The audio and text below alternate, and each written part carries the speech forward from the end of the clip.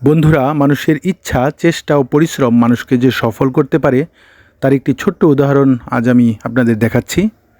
আমি এসেছি সোনারগাঁও উপজেলার সবচেয়ে ব্যস্ততম বাণিজ্যিক এলাকা মোগরাপাড়া চৌরাস্তায়। এখানে রয়েছে ঐতিহাসিক হাবিবপুর ঈদগাহ।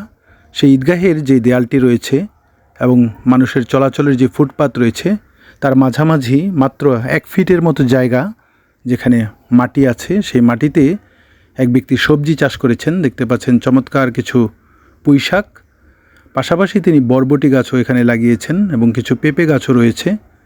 এই সড়কটি দিয়ে প্রতিদিন হাজার হাজার মানুষ আসা যাওয়া করে।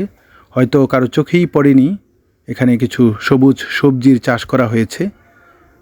অনেকের অনেক জমি থাকে, কিন্তু এভাবে চাষাবাদ করার সময় সুযোগ বা সেই পরিশ্রম করার মন মানসিকতা থাকে না। যে ব্যক্তি এটি করেছেন নিঃসন্দেহে তিনি একটি ভালো কাজ করেছেন।